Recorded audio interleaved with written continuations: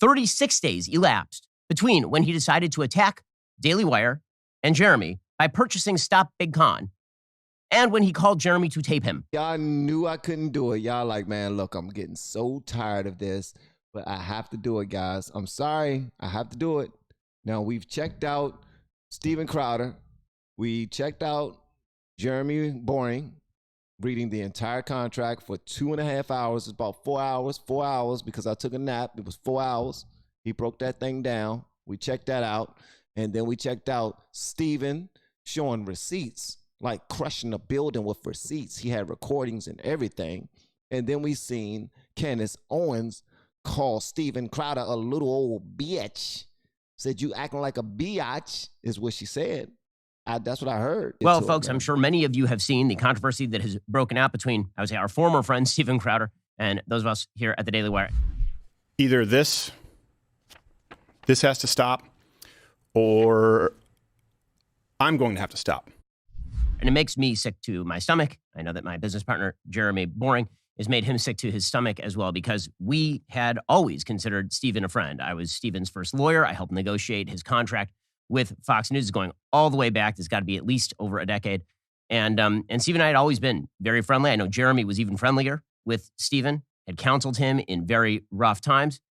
I had personally attempted to intervene when Steven was demonetized in June 2019 on YouTube. I actually sounded off so loudly that the people at YouTube reached out to me, and Susan Wojcicki, the head of YouTube, got on the phone with me, and I reamed her out over demonetizing Steven. And I hope it made a difference.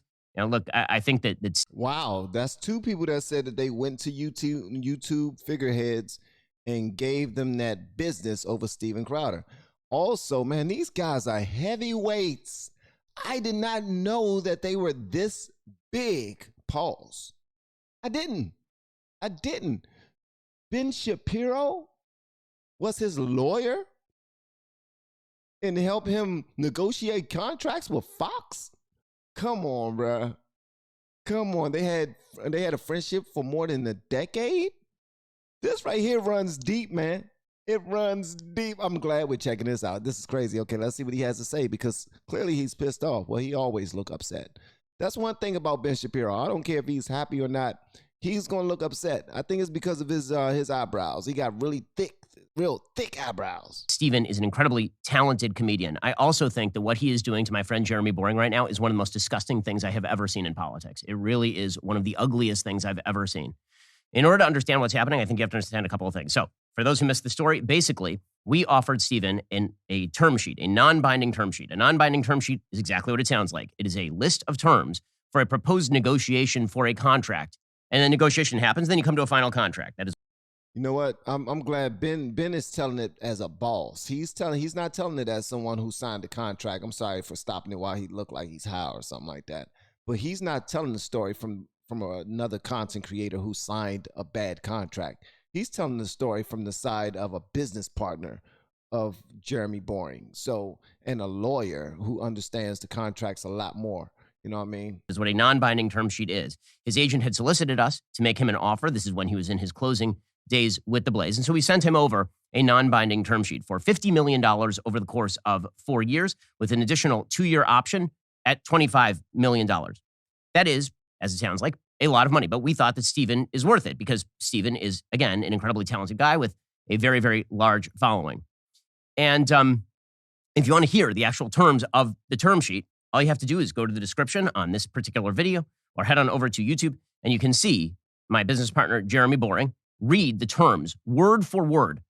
Steven's original video in which he attacked us. So this week, Steven attacked Jeremy Boring and attacked the Daily Wire and suggested that if we had essentially offered him an enslavement contract that would... Slavery, 1619 contract is what he said exactly. He said y'all offered him a 1619 contract. Have robbed him of all of his freedom and made him subject to the whims of big tech and all the rest of this kind of bullshit. And it's just... Whoa! Y'all made Ben curse. He said in all this other bull sugar honey iced tea. He actually said the word with some attitude. Whoa. Not true. Jeremy, unlike Steven, read the entire text of the term sheet on the air and goes through it piece by piece and explains exactly how it works. And in short, all the contract says is, we are offering you this gigantic sum of money. And if you start to lose money for the company and for yourself, because you lose YouTube, for example, then we both lose money, so you lose some money. Because this is typically how contracts work. On this show, for example, if I lose advertisers and the revenue of the show goes down, then I lose revenue personally because the revenue of the show has gone down. So again, if you want the details, the legalistic details of all this, you can check out Jeremy's video. It is absolutely comprehensive and irrefutable because again, he reveals, I've never seen anybody else do this, he reveals literally the entirety of the what was supposed to be confidential. Go to the website and order some Bang Bang tea, real Doc Browner. You'll see, you'll love it. Someone gave me oh man, confidential term sheet that Steven decided to partially leak for his own benefit. And this is the part that's really ugly. Okay, so the part that's really ugly is the betrayal of friendship. So last night, Steven Crowder, in response to Jeremy reading the entire term sheet and saying somehow Steven misconstrued this and is using this to attack us and launch a website called Stop Big Con, as though we are in the pocket of big tech. We are in the pocket of big tech. We who have invested literally tens of millions of dollars building alternatives to big tech. We who put up people like Matt Walsh and Candace Owens and my show. We who have been attacked by Facebook and have been attacked in the legacy media all the time and who are routinely demonetized. Well, yes, nailed it. We were in the pocket of big tech. This was Steven's line of attack. I am excited to listen to this point of view.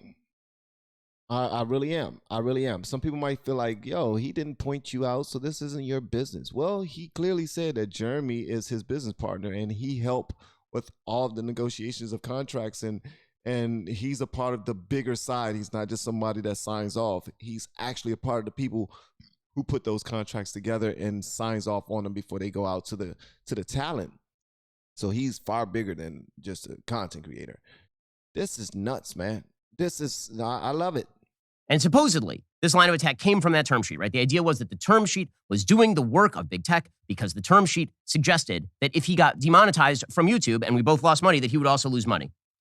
What he apparently wanted us to do was continue to pay him extraordinary sums of money, even if the show was losing money, which is called a charity. It is not called a business.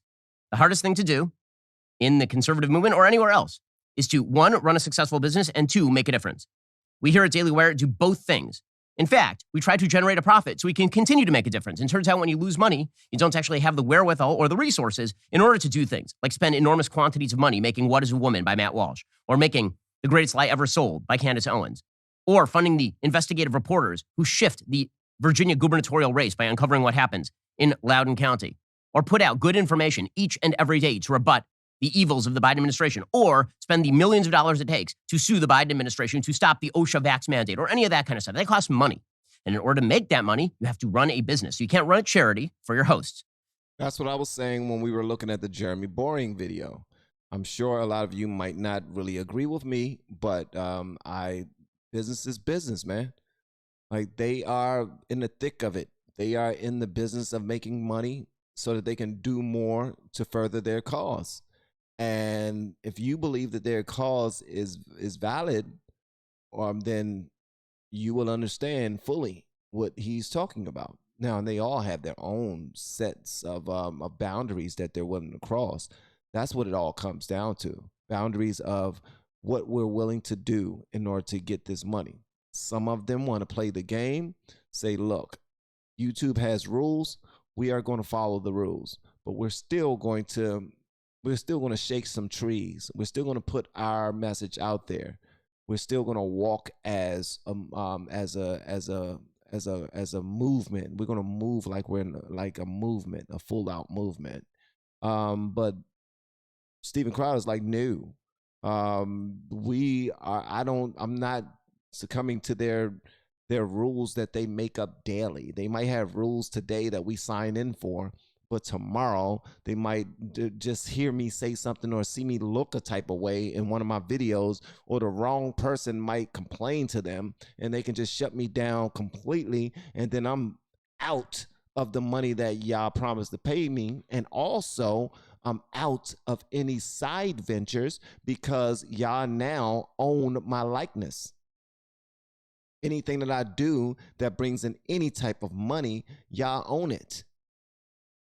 So I'm stuck here. So this is really nuts, man. That apparently is what Stephen wanted, but Stephen decides that this is, supposedly his story is, that he was so offended by the term sheet, he just had to speak out. He had to stand up for the little guy, right? Okay, there are a bunch of problems with this. I was willing to stay silent on all of this, generally speaking, and not get into the weeds and not get into Stephen's personal conduct until the point when he personally recorded a phone call with my best friend, Jeremy Boring, and then proceeded to release that publicly. So he did see the receipts video. Wow. This is why he is extremely upset. He's seen the receipts. I didn't think he's seen it. He's seen the receipts video. Wow. That is disgusting. It is disgusting, and it is vile on a pure human level. Jeremy, again, has gone out of his way for Stephen more times than I can count. He has counseled Stephen personally. And Stephen decided in premeditated fashion that he was going to tape his friend and then release it to grow his email list. It is that simple. And I'll show you the timeline here, because the case here is that, again, this term sheet that he got, he was so offended by it, he just had to speak up. He couldn't be held back any longer. He had to speak up on behalf of the little guy. Okay, I'm going to read you the timeline of what happened during this negotiation and when he decided to tape his friend, his supposed friend, Jeremy Boring. So here is the timeline here. Steven Crowder, let me tell you something, brother. You might have messed up on this one.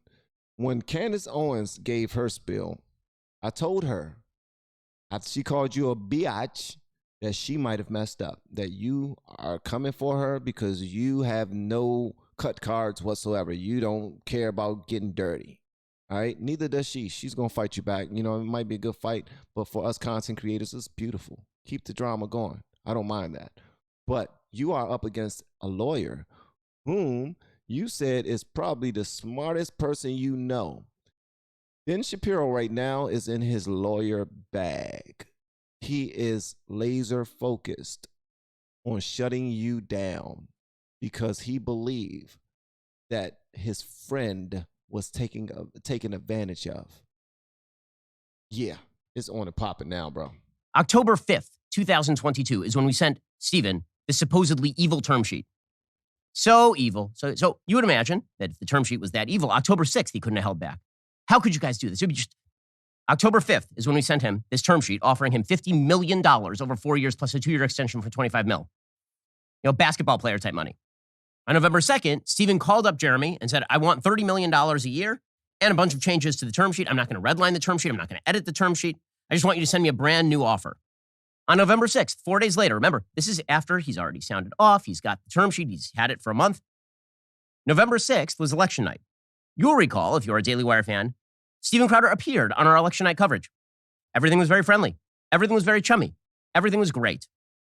November 14th or thereabouts, we decided that we couldn't meet his demands, that his demands were not rational in business terms, that he wanted too much money, and all the rest of it. So we let him know, no hard feelings. We're still friends, just like we do in every contract negotiation. As Tim Pool said on his show last night, we've had contract negotiations with Tim, and we disagreed, and we went our separate ways, and we still like Tim still likes us, and all the rest. Okay, so November 14th or thereabouts, we told Stephen that we couldn't meet his demands. Fast forward another month, December 12th, he registered the site Stop Big Con. Okay, that's when he registered it. Remember, October 5th is when he received the terms. November 14th is when we said we could not meet his demands. December 12th is when he registered Stop Big Con because he knew that 3 days later he was going to be announcing that he was leaving the Blaze. He needed a plan, and attacking us was the plan. So 3 days before he left the Blaze, he started the website Stop Big Con. Huh. Wow. Tim Pool is going to make so much money out of this.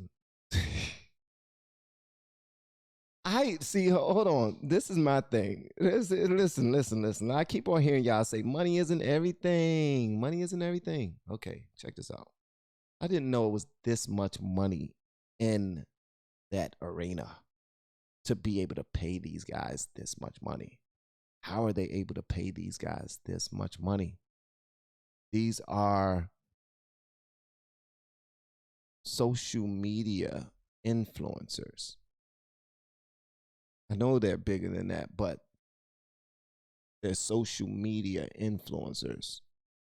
Lawyers are not. I understand all of the extra doctorate degrees, and I got you on that. I'm talking about what they're being paid for and what they're negotiating right now. Social media influencers, freedom fighters, getting paid the same amount as the top NBA players. This is wild, man. I guess when you bring in money, you make more money, I guess. And Steven Crowder brings in the money. December 15th, he announced he was leaving the Blaze. A month after that, he texted Jeremy in friendly fashion to ask if they could talk. On January 9th, he called Jeremy and proceeded to tape him. Without permission, without Jeremy's knowledge, he proceeded to tape a person who was supposedly his friend. Do you think they're going to try to sue him for this? Like, could a lawsuit come from this? Because he just now said, if a lawyer says he proceeded to tape him without his knowledge, that right there should be in the back of your mind if they lose money from this, which they will, because I'm sure they banked off of bringing him on board and what they can make from it. But the backlash from it all, if they lose too much money, can they sue him for it and for that phone call? And remember, this is all based on the passion of the upset that he had over a term sheet that was submitted to him on October 5th. It is a month. It's actually 36 days after. So January 17th is when he launches Stop Big Con. So just to get this straight, just to get the timeline straight, because this is what we would call a premeditated move in an attempt to grow your email list. This means 104 days elapsed between when Steven Crowder received the term sheet that we submitted to him and when he launched Stop Big Con. 104 days. And it means that 36 days elapsed between when he decided to attack Daily Wire and Jeremy by purchasing Stop Big Con and when he called Jeremy to tape him. So that means well over 3 months elapsed, again, between when he received this egregiously evil term sheet, which, by the way, is not egregiously evil. The term sheet is perfectly legitimate. It was the basis for further negotiation. I think so, lover of Jesus and humanity. She says, that was my thought. Isn't recording without the other person's knowledge and permission illegal? That's what I think. And Ben Shapiro is a lawyer, and he brought that up. He brought it up and this is on record now that he has knowledge of it, and this is how we look at it. So we will consider this in any future conversations. So this right here please don't just let this wash over, guys. This right here is big, man. There have been moves on both sides, but there's nothing wrong with saying to a person who produces a show, one, you have to produce a certain number of shows, and if you don't, we're not going to pay you for the shows that you don't produce. And two, if your show begins to lose money, you also lose money. This is how business works. This is how the media works. This is how capitalism works. We are not communists. We do not pay people in order to not generate revenue. We cannot run a business and keep it functional and employ 300 people and have the money to spend on all the wonderful projects that we like to do, on the $100 million we're going to spend on kids content, on the suing of Joe Biden's administration. They keep us on saying kids content. What kids content, man? This is the second time they said something about kids content. What kids content? Please tell me if y'all know the kids content. We can't do any of that stuff unless we are a profitable company. And they can't. I agree with that 1,000%. Regardless if you agree with it or not, business is business. They got to make their money some type of way. They have their business plans. They have their business models. They know how they're going to bring in funds. And, they have their point of view from the business standpoint. Like if you imagine someone suing Starbucks, the person that's suing Starbucks will have their way of looking at it, and the person that worked for Starbucks will have their way of looking at it. We don't pay people just for the fun of it. So that means this is totally premeditated. It is an attempt to grow an email list by deliberately misconstruing terms of a perfectly legitimate non-binding term sheet for a person that I personally and Jeremy, have gone out of our way to help multiple times. A person who then claims that we are the big shills for YouTube. Right? We're the ones who are shilling for big tech. So what's his claim on that? His claim is that we're shilling for big tech by saying that if you get banned from YouTube and we lose money because of that, then you also lose money. Well, I noticed that someone else makes the vast bulk of his living via the exposure he receives on YouTube, and his name is Steven Crowder. Steven has a bigger following on YouTube than I do. He has a massive following on YouTube. He's a YouTube superstar. Dude, you got 5.3 million followers. Steven Crowder got more than 5.3 million? My gracious, does he? Holy crap. Okay. Well, no, I got to see this for my damn self. I got to see this for myself. Okay, hey, Candace. Yes, we were just now talking about you earlier, but we're not talking about you right now. We'll be right back. I need to see something right quick. 5.9. My gracious. These dudes are freaking goats. Y'all are the goats of YouTube, man. Y'all are killing it. 5.9. My goodness. Okay. Do your thing. Do your thing. Love it. I love to see the success, man. I love to see the success. Let's go. He has 6 million followers on YouTube. He doesn't want to be banned on YouTube.